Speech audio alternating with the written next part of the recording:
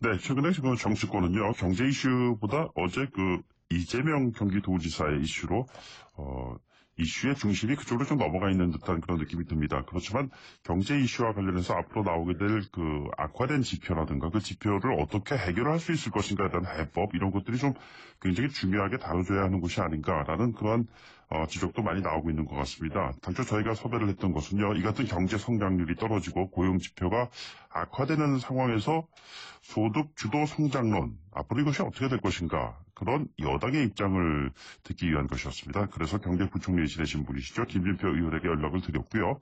직접 관련된 이슈에 대한 질문을 몇 가지 좀 여쭤보는 시간 마련하도록 하겠습니다. 김진표 의원 전화로 연결돼 있습니다. 의원님 안녕하십니까? 네, 안녕하십니까. 예, 이재명 지사 이슈는 좀 나중에 좀 언급해 보기로 하고요. 벌써 보름 지난 것 같습니다. 그 국가경제자문회의, 이게 지금 출범을 하지 않았습니까? 네네. 예, 그동안 어떠한 역할을 좀 하신 건지요? 예. 저희 국가경제자문회의는 국회 내에 경제 관련 상임위원회에 네네. 여당 쪽 간사와 정책위 의장, 또 의장 간에서 경제 전문가들, 의원들로서 경제 전문성 있는 사람 10분과 네네. 국제연구소의 수석 연구위원들 10분, 그리고 일반 대학이나 또 현업에 종사하시는 전문가 중에 경륜이 있는 분 해서 모두 43명으로 구성되어 네네. 있습니다. 예. 이제 구성을 마치고 6개 분과위원회별로 분과별 위원회를 금주 목요일부터 네네. 연말까지 다 열리고 전체 회의를 통해서 기술 기반형 중소벤처기업을 육성하는 방법으로서 네네. 자본시장을 어떻게 발전시킬 것인가 하는 네네. 것을 주제로 토론을 12월 12일 날 갖는 이런 일정으로 지금 진행되고 있습니다. 예, 앞으로 또 활약상을 좀 기대해 보겠고요. 그런데 최근에 그 나온 경제 지표를 보면은, 한은이 경제 성장률 전망치를 2.7% 하향 조정했고, 무디스가 2.5%, 내년엔 무려 2.3%까지 떨어졌습니다. 예, 이 같은 고용 지표가 통치가 않은데 정부가 소득 주도 성장론을 계속 끌어가는 것이 맞느냐? 이런 지적들도 있는 것 같습니다. 어떤 말씀을 주시겠습니까? 네, 이제 우리 경제에 국내외적으로 하방 압력이 여러 가지로 나타나고 있는 건 사실입니다. 네네. 중국과 미국 간의 통상 마찰에서 비롯된 전반적인 통상 마찰이 늘어나고 있고요. 네네. 또 반도체 경기도 이제 가격이 떨어진다든가 여러 가지 그런 면들이 나타나고 있어서 단기간에 경제를 반전시키기 어려움이 있는 것은 사실입니다. 예. 우리 경제는 지난 20년 동안에 매 5년마다 성장률이 1%씩 떨어지는 이런 장기 저성장의 추세를 벗어나지 못하고 있거든요. 네네. 그래서 이것을 반전시키기 위해서는 종전의 경제 운영을 어떻게 하냐면 재벌 대기업 중심의 성장 정책을 펼쳐왔습니다. 예. 그런데 이것이 더 이상 작동하지 않기 때문에 그 20년 해보니까 계속 성장률이 떨어지니까 네네. 이것을 패러다임을 바꿔야 한다. 그 바꾸는 방법이 뭐냐 하면 소위 포용적 성장 정책입니다. 네네. 이것은 IMF나 OECD 등이 각국에 특히 우리나라에 여러 차례 권했고 문재인 정부가 이것을 받아들여서 경제의 수요 측면에서 실천하려는 정책이 소득주도 성장 정책이고 네네. 공급 측면에서 실천하려는 정책이 혁신성장 정책입니다. 예. 그런데 이제 문제가 되는 이 소득주도 성장 정책은 그 속성상 네네. 5천만 모두에게 적용되기 때문에 성과가 나타나려면 소득이 늘어나서 소비가 늘고 투자가 늘고 일자리가 늘어나는 선순환이 만들어지려면 한 2, 3년 걸리게 됩니다. 예. 반면에 5천만 모두에게 동시에 적용되니까 시행 초기에 부작용은 클 수밖에 없죠. 네네. 따라서 이 성과가 나타날 때까지 보완책을 통해서 꾸준히 빨리 정착시키는 일이 필요하고요. 네네. 국민들이 좀 체감 성과를 경제가 나아지는 체감 성과를 갖고 희망을 느끼게 하고 일자리가 늘어나는 그것을 만들어주려면 혁신 성장을 앞당겨야 합니다. 예. 이 혁신 성장의 중심에는 기술 기반형 중소 벤처 기업을 육성해야 합니다. 네네. 새로운 성장 동력이 이제는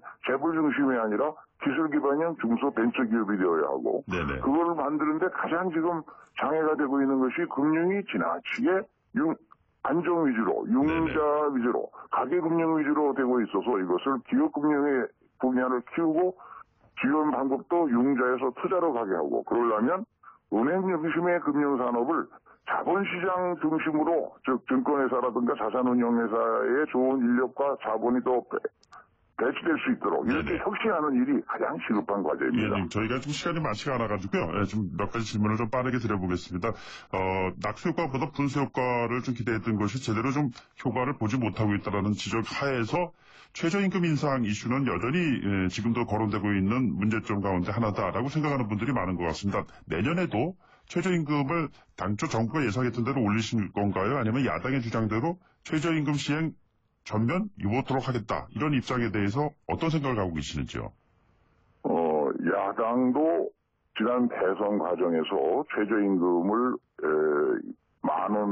시급 10,000원으로 올리는 일에는 모든 후보들이 다 공약을 내놨었죠. 네네. 다만 그 시행 시기를 3년으로 할 거냐, 5년으로 할 거냐, 이렇게 차이가 있었는데, 문재인 대통령이 최저임금 10,000원을 무리하게 올리지 않고 단계적으로 하겠다고 이미 발표를 했기 때문에, 예. 이제는 여야 간에 전체적으로 국민에게 대한 약속에 대해서는 차이가 없습니다. 네네. 다만 그 시행 과정에서 나타나는 그 문제점들을 보완하기 위해서, 네네. 지금 국회에 제출되어 있는 그 세제를 빨리 보완해서 EITC 근로장려세제를 대폭 확대하고 네네. 또 일자리 안정자금을 더 늘려서 그것을 현장에서 잘 집행해서 소득주도 성장 초기에 최저임금 인상 초기에 나타나는 현장의 문제를 빨리 보완하는 일에 여야가 협력하는 것이 저는 가장 시급하고 네네. 또 현실에 맞는 대책이라고 생각합니다. 김병준 자유한국당 비대위원장이 어제 아이노믹스라는 걸 발표했습니다. 제이노믹스를 의식한 것이 아니냐 뭐 이런 지적도 있는 것 같은데요. 어떻게 평가하시는지요?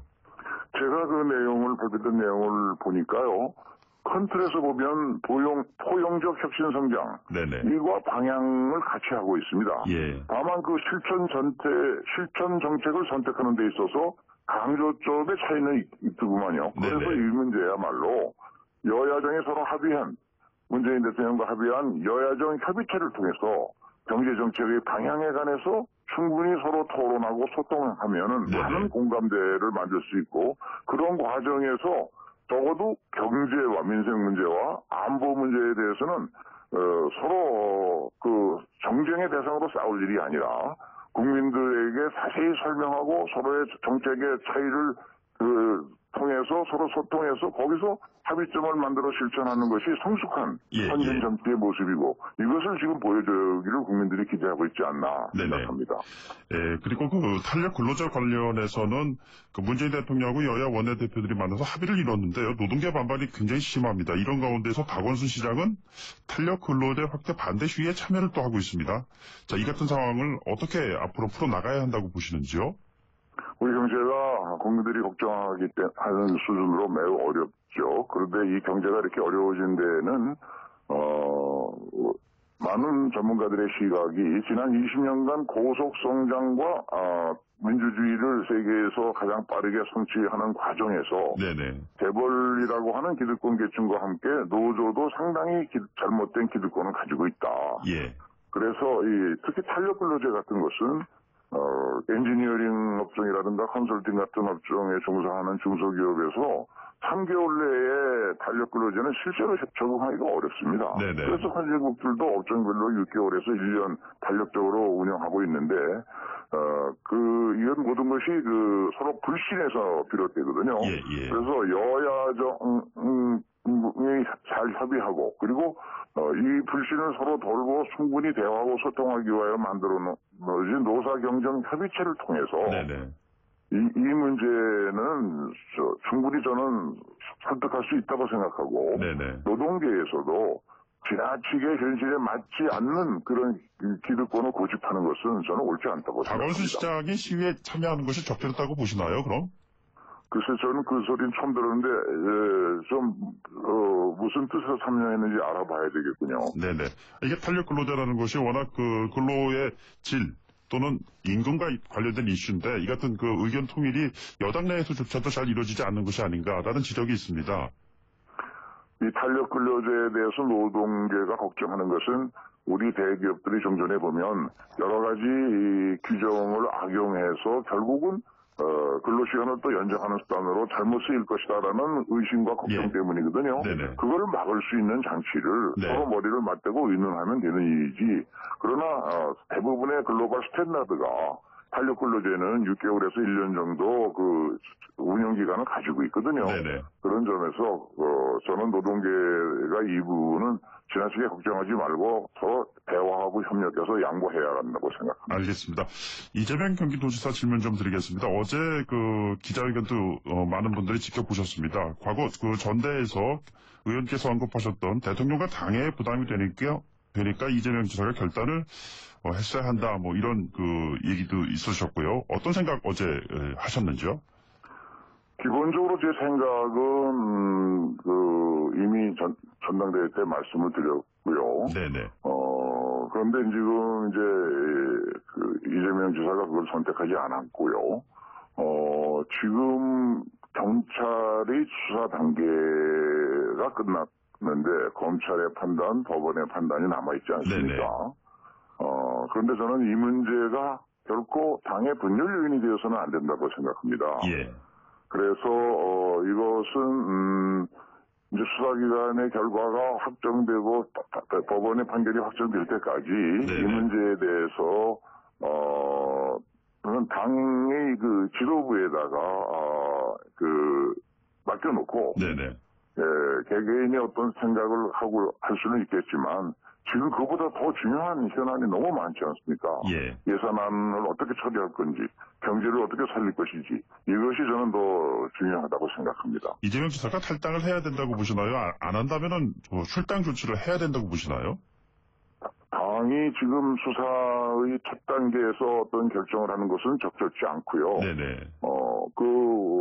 제가 개진한 것과 같이 그것은 이재명 지사가 판단할 문제라고 생각하는데 다만 경기도의 도정의 책임을 맡고 끌고 가야 하기 때문에 당이 어떤 분열 요인을 증가시키는 결정을 성급히 내리는 것은 네네. 지금 시점에서는 또 많은 문제를 만들 수 있고 오히려 분열 요인을 극대화할 수 있다고 생각해서 신중한 접근이 필요하다고 봅니다.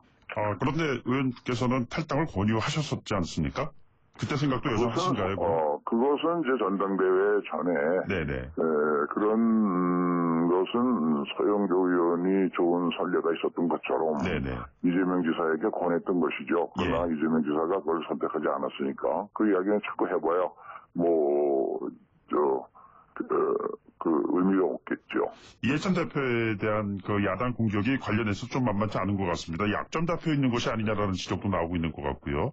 그건 있을 수 없는 얘기고요. 네네. 다만 이제 우리 당의 지도부가 걱정하는 것은 말씀드린 대로 경기도민들의 압도적인 지지를 받아서 당선이 된 후보, 도정의 책임을 맡고 1,300만 경기도민을 위해서 나름 열심히 일하고 있는 후보인데, 현직 지사인데, 네네. 그 재판 결과, 조사 결과가 아직 확정된 것이 아닌 상태에서 예. 첫 단계 경찰 수사만 가지고 어떤 판단을 하는 것은 시기적으로 안 맞는다. 네네. 좀 더 기다려봐야 된다 하는 생각이거든. 우리 사회가 이런 논의는 일단 사법 절차의 진행에 맡겨두고 네네. 정치권에서는 여야가 머리를 맞대고 여야정 협의체를 통해서 또 노사정 대화를 통해서 당면한 여러 가지 경제적인 문제들 예산안 그쪽에 집중하는 것이 옳다고 봅니다. 마지막 질문 드리겠습니다. 경찰이 진실보다 권력을 선택했다라는 이재명 도지사의 발언에 대해서 어떻게 생각하고 계시는지요?